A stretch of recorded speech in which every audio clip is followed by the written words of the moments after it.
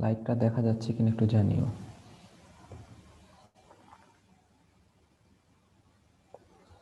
Slide দেখা যাচ্ছে? একজন একটু আনমিউট জি করে স্যার। রেসপন্স দিন। ওকে, তাহলে আমি আসলে প্রথম দিকে তোমাদের সাথে একদিন ডিসকাস করছিলাম যে হাইজিনের বিষয়ে, যে হাইজিনের সাথে এনভায়রনমেন্ট বা এনভায়রনমেন্টাল কিছু এজেন্ট আছে, এগুলার সম্পর্ক মানে ওতপ্রোতভাবে তারা কিন্তু জড়িত আর কি। সো এই এনভায়রনমেন্টাল এলিমেন্টগুলো যেগুলো আছে তার মধ্যে প্রায়োরিটি বেসিসে হচ্ছে তোমার সয়েল, এয়ার এবং ওয়াটার। এই তিনটা যে এনভায়রনমেন্টাল এজেন্ট, এর সাথে মাইক্রোবিয়াল যে এজেন্ট, তার মানে যে সমস্ত ব্যাকটেরিয়া বা ভাইরাস যারা দায়ী, এবং হোস্ট আমরা বা অ্যানিমেল, এদের প্রত্যেকেরই এই যে মানে এই যে ট্রায়াড, যেটা এটাকে বলা হয় ট্রায়াড, যে তোমার এনভায়রনমেন্ট, এজেন্ট এবং হচ্ছে হোস্ট। এই তিনটা ট্রায়াড মানে এই ট্রায়াডের মধ্যে যে কোনো কোনো কিছুর তাদের লিঙ্কেজে যদি ব্যত্যয় ঘটে, তাহলেই কিন্তু তোমার বডি তার নর্মাল ফেনোমেনা বা নর্মাল ফিজিওলজি হারাবে এবং সে কিন্তু ডিজিজ কন্ডিশনে আক্রান্ত হবে। এই জন্য আমরা এনভায়রনমেন্টাল এলিমেন্টগুলো একটু দেখবো। তো প্রথমে আজকে যেটা, সেটা হচ্ছে যে সয়েল। আসলে দেখো যে অল ফর্ম অফ সাবস্টেন্স, যেটা তোমার লিভিং হোক বা নন লিভিং হোক, এরা কিন্তু সবাই কিন্তু আমরা ডিরাইভ ফ্রম দ্য সয়েল, এবং after death will converted into the soil. তাহলে সবাই মাটি থেকেই আসছে এবং আলটিমেটলি সবাই কিন্তু মাটিতেই ফেরত যাবে। এই জন্যেই তোমার হচ্ছে লিভিং থিংস যেগুলো আছে, সো এই লিভিং থিংসগুলো তোমার ইন্টিমেটলি কিন্তু রিলেটেড উইথ দ্য সয়েল। সয়েলের কিছু ফিজিক্যাল অ্যাসপেক্ট আছে এবং কেমিক্যাল অ্যাসপেক্ট আছে, তার মানে তারা কি দিয়ে তৈরি আসলে। এখানে যেটা হচ্ছে যে ফিজিক্যাল অ্যাসপেক্টের মধ্যে প্রথমে তোমার হচ্ছে যে আর্লিয়েস্ট যে সলিড সারফেস ছিল, মানে আর্থের ভূমি তৈরি হওয়ার পূর্বে আর কি, প্রথমে ছিল যে তোমার প্রি এক্সিস্টিং হট ফ্লুইড। এই যে হট ফ্লুইড যে মাসটা ছিল, এটা পরবর্তীতে কি হলো, সলিডিফিকেশন হলো, এবং সলিড হওয়ার পরে তারা কিন্তু স্টোন এবং রক্সে কিন্তু পরিণত হয়েছে। এবং এই যে তোমার স্টোন এবং রক্স যেটাতে পরিণত হলো, সেইটা কিন্তু আলটিমেটলি এখান থেকেই ডিসইন্টিগ্রেশন হয়ে, এই যে রক্স বা এই যে স্টোন, এটাকে ভেঙে বা ডিসইন্টিগ্রেশন হয়ে কিন্তু আলটিমেটলি আমাদের আজকের পৃথিবীর যে সয়েল আর কি, এই ফর্মেশন অফ দ্য সয়েলটা হয়েছে আর কি। এবং এই যে ট্রান্সফরমেশন, যে তোমার প্রি এক্সিস্টিং হট ফ্লুইড থেকে তোমার স্টোন থেকে আসলো সয়েল, এই ট্রান্সফরমেশনটা কিভাবে আসছে? এটা আসছে যে huge change of temperature, flood অথবা ফ্রস্ট, ড্রট কন্ডিশন, সবকিছু মিলে এনভায়রনমেন্টের চেঞ্জের কারণে কিন্তু এই ফিজিক্যাল অ্যাসপেক্টটা অফ সয়েলটা কিন্তু তোমার হচ্ছে ক্রিয়েট হয়েছে। যদি কেমিক্যাল অ্যাসপেক্টটা দেখি আমরা, যে কেমিক্যালি কি, মোস্টলি তোমার আর্থের যে সারফেস, যেটা এখানে তোমার 1/2 অফ দ্য আর্থ ক্রাস্টটা হচ্ছে তোমার অক্সিজেন, ঠিক আছে, constitute mostly 1/2 of the earth crust. And বাকি যে সমস্ত এলিমেন্ট যেগুলো আছে, এর মধ্যে তোমার সিলিকন, অ্যালুমিনিয়াম, নাইট্রোজেন, হাইড্রোজেন, ঠিক আছে, ক্যালসিয়াম, পটাশিয়াম, এরা তো সবাই আছে। তো ইনঅর্গানিক যে সাবস্টেন্স যেটা আছে, ইনঅর্গানিক সাবস্টেন্সটা হচ্ছে তোমার ম্যাক্সিমাম তোমার হচ্ছে পোর্শনটা হচ্ছে কি অ্যালুমিনিয়াম সিলিকেট দ্বারা, যেখানে ইনঅর্গানিক সাবস্টেন্সের মধ্যে ওভারঅল 230 হচ্ছে তোমার complex silicates of the aluminium. আর অর্গানিক সাবস্টেন্স কোনগুলো? অর্গানিক সাবস্টেন্স হতে পারে ভেজিটেবল ম্যাটার, হতে পারে যে কোনো প্লান্ট অথবা ভেজিটেবল ম্যাটার, এরা কিন্তু তোমার অর্গানিক ম্যাটেরিয়ালস হিসেবে থাকবে। কিভাবে? এরা যখন ডিকেইং হবে, ঠিক আছে, এরা যখন আস্তে আস্তে ডিকেইং হবে, তখন কিন্তু এরা এক ধরনের অর্গানিক ম্যাটারে পরিণত হবে বা বিভিন্ন ধরনের অর্গানিক অ্যাসিড প্রডিউস করবে, এবং ultimately they will act upon the minerals of the soil. আর বাকি অর্গানিক ম্যাটেরিয়ালস গুলো আসতে পারে হচ্ছে তোমার অ্যানিম্যাল ম্যাটার থেকে, একটা আসতে পারে ভেজিটেবল ম্যাটার থেকে, বাকিগুলো আসতে পারে তোমার হচ্ছে অ্যানিম্যাল ম্যাটার থেকে আফটার ডিকেইং অফ দ্য কার্কাসেস। তার মানে মৃতদেহগুলো ডিকেইং হওয়ার পরে কিন্তু সেখান থেকে তোমার অর্গানিক ম্যাটেরিয়ালস গুলো আসতে পারে। এটাই হচ্ছে যে কেমিক্যালি তোমার হচ্ছে যে সয়েলের স্ট্রাকচার আর কি। যদি সয়েলের টেক্সচারটা আমরা একটু দেখি, যে টেক্সচারটা কি, যে আসলে সয়েল বাহ্যিকভাবে কি কি দিয়ে এরা তৈরি। এখানে আসলে সয়েলের যে ইনগ্রেডিয়েন্ট যেগুলো আছে, বিশেষ করে যে তোমার কোর্স যে এলিমেন্টগুলো আছে, সেগুলা তাদের সাইজ অনুযায়ী এখানে কিন্তু তোমার ভাগ করা হয়েছে। কিভাবে? দেখো যে যদি 10 মিলিমিটার উপরে তোমার সাইজ হয় একটা হিসেব, তো সেক্ষেত্রে আমরা সেগুলোকে বলবো হচ্ছে তোমার স্টোন। আর স্টোনের মধ্যে আবার তোমার হচ্ছে যে কিছু আছে তোমার গ্রাভেল কোর্স, যেটাকে আমরা বাংলায় বলা যায় যে নুড়ি পাথর যেগুলা। তো এই নুড়ি পাথরগুলো যদি তোমার হচ্ছে যে এরা আবার দুই ভাগে হতে পারে, একটা ফাইন হতে পারে, মিডিয়াম হতে পারে। তো যখন তোমার 2 থেকে 1 মিলিমিটার বা 1 থেকে 2 মিলিমিটার যেটা, সেটা হচ্ছে তোমার ফাইন অবজেক্ট, আর যেটা 2 থেকে 5 মিলিমিটার সেটা হচ্ছে তোমার মিডিয়াম। এরপরে আসবে হচ্ছে তোমার স্যান্ড কোর্স। স্যান্ড কোর্সটা কিন্তু গ্রাভেলের চাইতে আরো ছোট। এদের মেজারমেন্টটা হচ্ছে 0.5 থেকে আপ টু 1 মিলিমিটার পর্যন্ত হতে পারে। আর বাকি আছে হচ্ছে তোমার সিল্ড কোর্স। সিল্ড কোর্সটা হচ্ছে যে এটা থাকতে পারে 0.05 থেকে 0.1 মিলিমিটার পর্যন্ত, এই ধরনের এইগুলা হতে পারে। এটা আসলে বাংলা যেটাকে আমরা বলি পলি, পলি যেটা আর কি। তো এটাও আবার হচ্ছে যে তোমার ফাইন এবং মিডিয়াম দুই ভাগে তাদের সাইজ অনুযায়ী ভাগ করা যায়। এই গ্রাভেল, স্যান্ড এবং সিল্ট এর বাহিরে এবং স্টোন এর বাহিরে সয়েলের যে আলটিমেট স্ট্রাকচার সেটা হচ্ছে তোমার ক্লে পার্টিকেলস, কাদা। ক্লে পার্টিকেলস দিয়ে বাকি অংশটা তৈরি হয় আর কি। সয়েলকে তোমার বিভিন্নভাবে বা তার যে পার্টিকেলস গুলার উপস্থিতি, সেই পার্টিকেলস উপর ভিত্তি করে তোমার হচ্ছে যে সয়েলকে বেশ কয়েকটা ভাগে ভাগ করা যায়। প্রথম হচ্ছে তোমার লোম সয়েল। তো লোম সয়েলটা হচ্ছে যে যখন সয়েলে তোমার বিভিন্ন ধরনের পার্টিকেলস গুলা, এটা তোমার ডিফারেন্ট সাইজের হবে, ডিফারেন্ট সাইজের পার্টিকেলস গুলা, বাট এরা কিন্তু অ্যাপ্রক্সিমেটলি ইকুয়াল প্রপোর্শনে থাকবে। সো যে মাটিতে তোমার ডিফারেন্ট সাইজের পার্টিকেলস গুলো থাকবে অ্যাপ্রক্সিমেটলি ইকুয়াল প্রপোর্শনে, সেটাকে আমরা বলবো হচ্ছে লোম সয়েল। আর তেমনি ভাবে যে ক্লে সয়েল আছে, ক্লে সয়েল গুলো হচ্ছে যে এখানকার পার্টিকেল গুলো হচ্ছে তোমার এক্সট্রিমলি স্মল। আর স্যান্ডি আর গ্র্যাভেলি যে সয়েল গুলো আছে, এদের পার্টিকেলস গুলো এক্সট্রিমলি তোমার লার্জার সাইজ। তার লোম সয়েলে থাকবে তোমার ডিফারেন্ট সাইজের পার্টিকেলস, ক্লে সয়েলে থাকবে স্মলার সাইজ, স্যান্ডি অ্যান্ড গ্র্যাভেলিতে থাকবে সাধারণত তোমার relatively greater size of particles.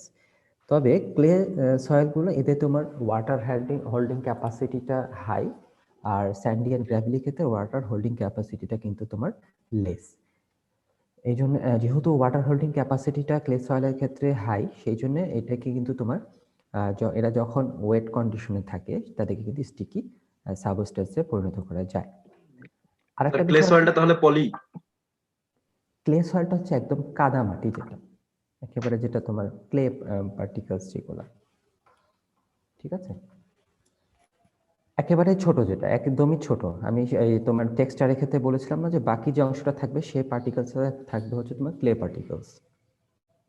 ওই তোমার গ্র্যাভেল, সিল্ট এগুলো বাহিরে যে অংশটা থাকবে। এটা তো স্যার হ্যাঁ, পলি না তো? লোমটা তোমার হচ্ছে না, পলি না। লোমটা হচ্ছে যে পলি বাহিরে, পলি বাদে যে অংশটা থাকবে, সিল্ট বাদে যে অংশটা থাকবে সেইটা হচ্ছে তোমার ক্লে। আর লোমটা হচ্ছে তোমার যখন মিক্সচার অফ দ্য গ্রাভেল বা স্যান্ড অথবা সিল্ট মিক্সচার থাকবে, সেইটা হচ্ছে তোমার লোম, ঠিক আছে। আর স্যান্ডি আর গ্র্যাভেলের ক্ষেত্রে এদের পার্টিকেলস গুলো তোমার যেগুলো বড় সাইজের রাখে, সেক্ষেত্রে তোমার স্টোন থাকতে পারে, ইভেন গ্র্যাভেল বা নুড়ি পাথর যেগুলো, সেগুলো থাকতে পারে আর কি। আরেকটাই হচ্ছে তোমার হিউমাস। যখন তোমার অর্গানিক ম্যাটার যেগুলো তোমার সয়েলে থাকবে, বিশেষ করে তোমার ভেজিটেবল অরিজিন, তাহলে ভেজিটেবল অরিজিন যে অর্গানিক ম্যাটেরিয়ালস গুলো থাকবে সয়েলে, সেগুলোকে আমরা বলবো হচ্ছে তোমার হিউমাস পার্টিকেল। এবং এটা কিন্তু তোমার এই হিউমাস পার্টিকেলের অবজেক্টিভসটা হচ্ছে যে এরা তোমার সয়েলের ওয়াটার হোল্ডিং ক্যাপাসিটিটা বাড়ায় দেয়। কিছু সারফেস কনফিগারেশন আছে যে এটা আসলে অত এই জানার না জানলেও চলবে, জাস্ট এমনি একটু এই দেওয়া আছে যে তোমার সাধারণত হাই এরিয়াস যেগুলো আছে সেখানে তোমার ডেইলি টেম্পারেচার ফ্লাকচুয়েশন, বা মাউন্টেন সাইডগুলোতে তোমার কিছুটা তোমার মানে আসলে তোমার সয়েলের কনফিগারেশনের পার্থক্যের উপর ভিত্তি করে টেম্পারেচার বা হিউমিডিটি বা ময়েশ্চারের যে পার্থক্যগুলো আসে, সেই বিষয়টি আসলে এখানে তুলে ধরা হয়েছে। যেমন তোমার সোয়াম্পি যে গ্রাউন্ডগুলো আছে, হ্যাঁ, সোয়াম্পি গ্রাউন্ডটা কি করতেছে, এখানে তোমার ওয়াটার অ্যাকুমুলেশন হচ্ছে। দ্যাটস ওয়াই এই ওয়াটার অ্যাকুমুলেশন থাকার ফলে ওইটা কিন্তু এক ধরনের তোমার ব্রিডিং প্লেস হিসেবে কাজ করতে পারে। কার জন্য? বিভিন্ন ভেক্টরের ক্ষেত্রে, যেমন ইনসেক্ট হতে পারে, পেস্ট হতে পারে। তো এই যে তোমার সয়েলের সারফেসের যে কনফিগারেশন, তার যে চেঞ্জ অনুযায়ী এনভায়রনমেন্টের যে চেঞ্জটা হচ্ছে, সেই চেঞ্জটার কারণে তোমার হচ্ছে যে মাইক্রোবিয়াল যে এজেন্ট আছে তাদের সার্ভাইভিলিটিটা কিন্তু ভেরিয়েশন হতে পারে, বা ওই কনফিগারেশনের চেঞ্জের কারণে এক এক জায়গায় হয়তো বা এক এক ধরনের মাইক্রোবস তোমার গ্রো করতেছে। সেই জিনিসটা এখানে আর কি তুলে বলা আছে আর কি। আর হচ্ছে সয়েলের সারফেসের যে টেম্পারেচার, যে এখানে এই টেম্পারেচারটা কোথা থেকে আসছে, সয়েল সারফেসের যে টেম্পারেচার, এই টেম্পারেচারটা আসলে বেসিক্যালি তোমার 4টা সোর্স থেকে আসে। একটা হচ্ছে সৌর শক্তি, যেটা সোলার রেডিয়েশন থেকে আসতে পারে। দেন আসতে পারে তোমার যেটা তোমার ডিকম্পোজিশন অথবা oxidation of the organic materials. যখন অর্গানিক ম্যাটেরিয়ালসটা থাকবে, আমরা জানি যে অর্গানিক ম্যাটেরিয়ালসটা ডিকেইং হয়ে কিন্তু একটা পর্যায়ে কিন্তু কার্বন চলে আসবে, এবং এই কার্বন কিন্তু তোমার টেম্পারেচার বৃদ্ধির জন্য রেসপন্সিবল, এবং সেই কার্বনই এখানে তোমার এই সয়েলের টেম্পারেচারটা বাড়াচ্ছে আর কি। পাশাপাশি থাকতে পারে প্রিসিপিটেশন অফ রেইন ওয়াটার। যখন তোমার তোমার মানে সারফেস থেকে বা থেকে তোমার যখন রেইনটা তৈরি হচ্ছে, মানে রেইন ওয়াটারটা আসতেছে আর কি, সেক্ষেত্রে যে তোমার হিটটা আসে, সেই হিটটাকে সাধারণত বলা হয় তোমার হচ্ছে যে ল্যাটেন্ট হিট বা সুপ্ত হিট বলা হয়। এই রেইন ওয়াটারের সাথে এই যে হিটটা, এটা কিন্তু তোমার সয়েলের টেম্পারেচারটাকে কিন্তু বাড়ায় দিচ্ছে আসে। আর নাম্বার 4টা হচ্ছে যে স্মল অ্যামাউন্ট কিন্তু আসতে পারে যে তোমার আর্থে যে ইন্টেরিয়র যে সারফেস আছে, সেখানকার যে হিট, সেই হিট থেকে কিন্তু তোমার সয়েলে কিন্তু টেম্পারেচারটা বৃদ্ধি পেতে পারে। কিভাবে হতে পারে? যেমন তোমার সয়েলে অনেক ইনগ্রেডিয়েন্ট থাকতে পারে, তার মধ্যে আছে যে তোমার ইউরেনিয়াম। তো কোনো কারণে যখন ইউরেনিয়ামটা তোমার ডিসইন্টিগ্রেশনটা হবে, ইউরেনিয়ামটা এমন এক ধরনের এলিমেন্ট, এরা যখন ডিসইন্টিগ্রেশন হবে তখন তোমার হিট প্রডিউস করবে, এবং সেই হিটটাই সয়েলের টেম্পারেচারটাকে তোমার বাড়াবে বা কমাবে আর কি। এটাই আর কি, যে এদের তোমার মোটামুটি 4টা প্রিন্সিপাল সোর্স থেকে সয়েলের সুপারফিশিয়াল যে সয়েল লেয়ার আছে, তারা কিন্তু টেম্পারেচারটা গেইন করতে পারে আর কি। সয়েলের যে ময়েশ্চার বা সয়েলের যে ওয়াটারটা থাকে, এরা কিন্তু তোমার 3টা ভাগে থাকতে পারে। একটা হচ্ছে তোমার হাইগ্রোস্কোপিক ওয়াটার, ক্যাপিলারি ওয়াটার, আর একটা হচ্ছে যে গ্র্যাভিটেশনাল ওয়াটার। তা হাইগ্রোস্কোপিক ওয়াটারটা হচ্ছে যে যখন তোমার সয়েল থেকে সরাসরি যে অ্যামাউন্ট অফ ওয়াটারটা তোমার অ্যাবজর্পশন হচ্ছে, এবং এটা কিন্তু তোমার এই ওয়াটারটা কিভাবে থাকতেছে, সয়েলের যে ইনগ্রেডিয়েন্টগুলো আছে তাদের নিজেদের মধ্যে মলিকুলার অ্যাট্রাকশনের কারণে অথবা তাদের নিজেদের মধ্যে মলিকুলার অ্যাডহেশনের কারণে এই ওয়াটারটা কিন্তু ওখানে পারসিস্ট করবে। এই হাইগ্রোস্কোপিক ফিল্ম বা এই হাইগ্রোস্কোপিক ওয়াটারটা ক্রিয়েশন হওয়ার পরে বাকি যে ওয়াটারটা আসতে পারে, কোথায় আসতে পারে? সয়েল সারফেসে আসতে পারে। সয়েলের মধ্যে যখন বিভিন্ন পোর ক্রিয়েট হবে, সয়েলের ইনগ্রেডিয়েন্টগুলোর মধ্যে যখন বিভিন্ন পোর স্পেস ক্রিয়েট হবে, সেই স্পেসের মধ্যে এই হাইগ্রোস্কোপিক ওয়াটার ছাড়া ক্যাপিলারি ওয়াটারটা তোমার থাকতে পারে। আরেক ধরনের আসতে পারে হচ্ছে তোমার গ্র্যাভিটেশনাল ওয়াটার। এই ওয়াটারটা কি? এটা হচ্ছে যে আর্থের যে গ্র্যাভিটেশনাল ফোর্স যেটা আছে, সেই গ্র্যাভিটেশনাল ফোর্স দ্বারা অ্যাট্রাকশন হয়ে এই ওয়াটারটা কিন্তু তোমার সয়েলের যে ডিপার পোর্শন আছে, যে ইম্পারমিয়েবল যে স্ট্রাটা অফ দ্য সয়েল, সেখানে কিন্তু এই ধরনের গ্র্যাভিটেশনাল ওয়াটারটা পাওয়া যেতে পারে। আলটিমেটলি এটা হচ্ছে, এইটা কিন্তু এই গ্র্যাভিটেশনাল ওয়াটারটাই তোমার যে ঝর্ণা, যেটা স্প্রিং অথবা যে কুয়া যেগুলো থাকে, যে ওয়েলস, এই ওয়েলস এবং স্প্রিং এর মেইন সোর্সটাই হচ্ছে যে তোমার এই গ্র্যাভিটেশনাল ওয়াটার আর কি। এবং একটা জিনিস জেনে রাখো যে গ্র্যাভিটেশনাল ওয়াটারের কিন্তু তোমার যেহেতু এরা খুবই ডিপার ইম্পারমিয়েবল স্ট্রাটাতে থাকে, এখানে কিন্তু তোমার নর্মালি যে প্যাথোজেনিক মাইক্রোঅর্গানিজম এখানে কিন্তু সাধারণত সাস্টেন করতে পারে না আর কি।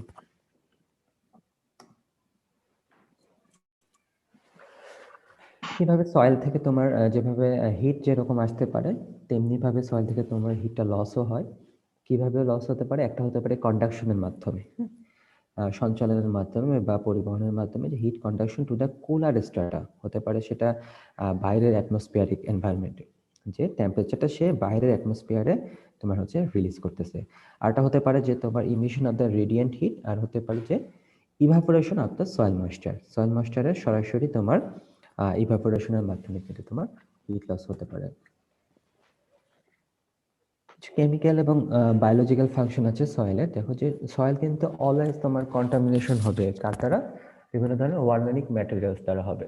এই অর্গানিক ম্যাটেরিয়ালস গুলো হতে পারে তোমার ভেজিটেবল অথবা অ্যানিমেল অরিজিন, এবং আলটিমেটলি এরা যখন ডিকেইং হচ্ছে বা ডিকম্পোজিশন হচ্ছে, সেটা একটা কিন্তু মানে একটা কন্টিনিউয়াস প্রসেস, এবং এই প্রসেসটা চলতে থাকবে যতক্ষণ পর্যন্ত না একটা কমপ্লিটলি ডিস্ট্রাকশন এবং মিনারেলাইজেশন ওটার উপরে ক্রিয়েট হচ্ছে। কিভাবে হচ্ছে? যে আলটিমেটলি ধরো যে অ্যানিমেল মারা গেল, তার কার কাছ থেকে, সেখান থেকে প্রোটিন থেকে তোমার হচ্ছে যে আলটিমেটলি কি আসতেছে, অ্যামোনিয়া আসতেছে, অ্যামোনিয়া থেকে আলটিমেটলি নাইট্রেট আসতেছে, তারা আবার সয়েলের বিভিন্ন সল্টের সাথে রিয়াকশন করতেছে। এই যে হোল যে প্রসেসটা, এটাকে বলা হচ্ছে তোমার auto purification of the soil, এবং এটা কিন্তু একটা কন্টিনিউয়াস প্রসেস। এবং যেহেতু এই প্রসেসটা, এটার সাথে অক্সিডেশন একটা সম্পর্ক আছে, যে presence of oxygen under the influence of certain micro organism, that's why এটাকে কিন্তু তোমার অটো পিউরিফিকেশন না বলে অনেক সময় কিন্তু তোমার বায়োলজিক্যাল পিউরিফিকেশনও কিন্তু বলা হয়। এবং সয়েলের ক্ষেত্রে যেটা হচ্ছে যে সয়েলে তোমার মোটামুটি তোমার যেহেতু অর্গানিক ম্যাটেরিয়াল খুব রিচ থাকে, দ্যাটস ওয়াই সয়েলে কিন্তু প্রচুর পরিমাণে মাইক্রো অর্গানিজম থাকতে পারে। আলটিমেটলি তোমার 10 কোটি পার গ্রাম অফ সয়েলে কিন্তু 10 কোটি নাম্বার অফ ব্যাকটেরিয়া সাস্টেন করতে পারে যদি সেখানে হিউজ পরিমাণে অর্গানিক ম্যাটেরিয়ালস থাকে। এমনিতে নর্মালি তোমার 10 লক্ষ থেকে 50 লক্ষ পরিমাণ মাইক্রো অর্গানিজম পার গ্রামে তোমার থাকে।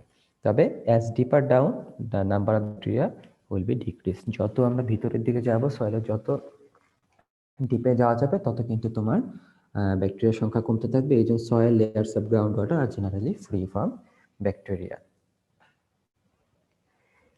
এখন হচ্ছে যে সয়েল বর্ন ডিজিজ, যে আসলে তোমার সয়েল কিন্তু একটা জিনিস, যে সয়েল নিজেরা কিন্তু তারা তোমার ডিজিজ প্রোডাকশনের জন্য দায়ী না, বাট এরা কি করতেছে যে এরা তোমার এমন এক ধরনের ক্লাইমেটিক কন্ডিশনটা ক্রিয়েট করতেছে, বা সারফেস কনফিগারেশনটা এমনভাবে একটা ফ্যাক্টর হয়ে দাঁড়াচ্ছে, যারা তোমার ইনডাইরেক্ট ফ্যাক্টর হিসেবে কাজ করতেছে for the production of the disease. কারণ কি, যে সমস্ত প্যাথোজেনিক মাইক্রোঅর্গানিজম কিন্তু, যে বা ম্যাক্সিমাম প্যাথোজেনিক মাইক্রোঅর্গানিজমে কিন্তু তারা কিন্তু কিছু না কিছু সময় কিন্তু তোমার সয়েলে পারসিস্ট করতে থাকবে।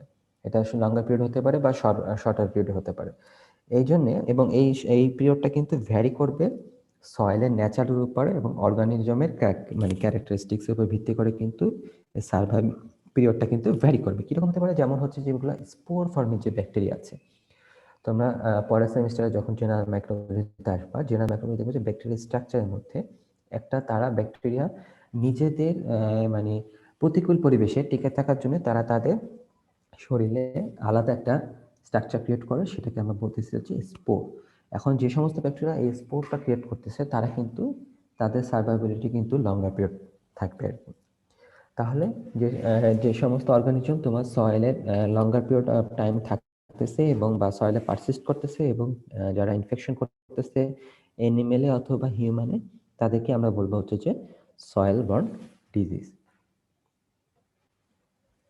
কিছু এখানে সয়েল বর্ন ডিজিজের এক্সাম্পল দেওয়া আছে, যখন যে ব্যাসিলাস অ্যানথ্রাসিস, যারা কি করতেছে, অ্যানথ্রাক্স করতেছে। তোমরা অ্যানথ্রাক্সটা জানো সবাই যে এটা একদম সেপ্টিসেমিক ডিজিজ, এবং হিউম্যান অ্যানিমেল বোথ সবাই কিন্তু অ্যানথ্রাক্সে আক্রান্ত হতে পারে, এক্সেপ্ট বার্ডে তোমার অ্যানথ্রাক্সটা হয় না। তো হিউম্যানের ক্ষেত্রে যেটা আমরা অ্যানথ্রাক্সটা সাধারণত যেটা দেখি, সেটা কিন্তু তোমার কিউটেনিয়াস অ্যানথ্রাক্স, দ্যাট মিনস যেটা স্কিনে বা কিউটেনিয়াস ফর্মে যে অ্যানথ্রাক্সটা আমরা পাই। পাশাপাশি হিউম্যানের আরো 2টা ফর্মে হতে পারে, গ্যাস্ট্রোইন্টেস্টাইনাল হতে পারে, যেখানে তোমার গ্যাস্ট্রোএন্টারাইটিস হয়, আর হতে পারে কি পালমোনারি অ্যানথ্রাক্স। যেমন যারা উল ফ্যাক্টরিতে যারা কাজ করে, তাদের কিন্তু এই পালমোনারি অ্যানথ্রাক্স হয়, অথবা তুমি সরাসরি দেখা যাচ্ছে যে অ্যানথ্রাক্স আক্রান্ত গরুটা নাড়াচাড়া করার সময় বা তার মাংসটা নাড়াচাড়া করার সময় অনেকে কিন্তু, এমনিতে তো কিউটিনিয়াস অ্যানথ্রাক্সে সে আক্রান্ত হবে ওই সময়, পাশাপাশি পালমোনারি অ্যানথ্রাক্সও সে কিন্তু ওই অ্যানথ্রাক্সের স্পোর দ্বারা কিন্তু আক্রান্ত হতে পারে। এরপর আছে হচ্ছে তোমার ক্লস্ট্রিডিয়াম টিটানি। সবাই আমরা জানি যে এটা কিন্তু তোমার টিটেনাস বা লকচা যেটা, এবং আলটিমেটলি টিটেনাসের ক্ষেত্রে কিন্তু রেসপিরেটরি ফেলিওর হয়ে কিন্তু মারা যাবে। এবং আরেকটা হচ্ছে ক্লস্ট্রিডিয়াম চৌভি, আসলে চৌভি না, এটা হচ্ছে যে শোভি আর কি উচ্চারণটা, ক্লস্ট্রিডিয়াম শোভি। এবং এরা কিন্তু তোমার ব্ল্যাক কোয়ার্টার বা ব্ল্যাক লেগ করে। ব্ল্যাক কোয়ার্টার অ্যানিমেলের ক্ষেত্রে একটা ইম্পর্টেন্ট ডিজিজ, যে তোমার সাধারণত হাইন্ড কোয়ার্টারে বা পিছনের পাতে এই ক্লস্ট্রিডিয়াম চৌবি এই তোমার ব্যাকটেরিয়াটা তোমার ইনফেকশন করে, এবং ওখানে কিন্তু তোমার মাংসটা পচিয়ে ফেলে, এবং ওখানে তোমার এক ধরনের গ্যাস উৎপন্ন হয়, এবং এক ধরনের ক্রিপিটেটিং লেশন কিন্তু তোমার পাওয়া যায়। আলটিমেটলি ওই পাটা কিন্তু আস্তে আস্তে তোমার প্রথম থেকে ট্রিটমেন্ট না দিলে কিন্তু আস্তে আস্তে তোমার পচে যায় আর কি। ক্লস্ট্রিডিয়াম বোটুলিনাম আছে, এটা কিন্তু হিউম্যানের ক্ষেত্রে খুব ইম্পর্টেন্ট, যে বোটুলিজম পয়জনিং হয় খাবার খাওয়ার পরে। দেখা যাচ্ছে যে এমনিতে নর্মালি আমরা ইকোলাই সালমোনেলাতে তো গ্যাস্ট্রোএন্টারাইটিস হচ্ছেই, পাশাপাশি খুবই ইম্পর্টেন্ট একটা পয়জনিং হচ্ছে তোমার ক্লস্ট্রিডিয়াম বোটুলিনাম দ্বারা যেটা হয় যে বোটুলিজম পয়জনিং। আর একটা হচ্ছে তোমার ক্লস্ট্রিডিয়াম সেপ্টিকাম। এই ক্লস্ট্রিডিয়াম সেপ্টিকামটা তোমার ম্যালিগন্যান্ট ইডেমা করে। তো তোমরা ইডেমাটা জেনে রাখো। ইডেমাটা হচ্ছে যে অ্যাকুমুলেশন অফ দ্য ফ্লুইড মধ্যে ফিজিওলজিক্যাল কোনো চেঞ্জের কারণে বা কোনো ডিজিজের কারণে যখন অ্যাকুমুলেশন অফ দ্য ফ্লুইড হচ্ছে এবং হচ্ছে যে সেই জায়গাটা কিছুটা সোয়েলিং দেখাচ্ছে, সেই জায়গাটা আমরা বলবো হচ্ছে যে ইডেমা আর কি। এক ধরনের ম্যালিগন্যান্ট লেশন করে তোমরা রিডেমাটা বুঝি নাই স্যার। এডেমাটা হচ্ছে যে তোমার accumulation of the fluid in the body, এবং সেই ফুল অ্যাকুমুলেশন অফ মানে স্যার ফ্লুইড পানি জমা কি সোজা কথা স্যার? পানি পানি জমা, এবং সেই জায়গাটা অবশ্যই সোয়েলিং হবে আর কি। এবং এটা কি কি কারণে হতে পারে? বডির যে কোনো তোমার ফিজিওলজিক্যাল যে কোনো চেঞ্জই হতে পারে, ডিজিজ কন্ডিশনও হতে পারে, ডিজিজ কন্ডিশন ছাড়াও অনেক সময় কিন্তু তোমার অ্যাকুমুলেশন অফ দ্য ফ্লুইড হতে পারে। তবে ক্লস্ট্রিডিয়াম সেপ্টিকাম দ্বারা যেটা হবে সেটা কিন্তু ম্যালিগন্যান্ট ইডেমা। দ্যাট মিনস যেটা কিন্তু তোমার কার্সিনোজেনিক বা ক্যান্সারাস যে এলিমেন্ট সেইটা থাকতে পারে আর কি ক্লস্ট্রিডিয়াম সেপ্টিকাম দ্বারা। ঠিক আছে। সয়েলের ইনস্যানিটারি কন্ডিশন কি কিভাবে হতে পারে? একটা হচ্ছে তোমার যদি অর্গানিক ওয়াস্ট ম্যাটেরিয়াল যেগুলো আছে এইটার অ্যামাউন্টের সাথে কিন্তু তোমার স্যানিটেশন এবং ইনস্যানিটেশনটা ভ্যারি করতে পারে। পাশাপাশি degree of stagnation of water, তার মানে জলাবদ্ধ জায়গা, যদি জলাবদ্ধ অংশটা বেশি থাকে সেটাও কিন্তু তোমার সয়েলের ইনস্যানিটারি কন্ডিশনের জন্য দায়ী, এবং ল্যাক অফ ফ্রি অক্সিজেন, এই তিনটা তোমার ইনস্যানিটারি কন্ডিশনের জন্য দায়ী। সো এই ইনস্যানিটারি কন্ডিশনটাকে যদি আমরা ইমপ্রুভমেন্ট করতে চাই সেক্ষেত্রে আমাদের মেজারমেন্টগুলো কি কি হবে? প্রথমে কি করতে হবে যে আইসোলেশন করতে হবে।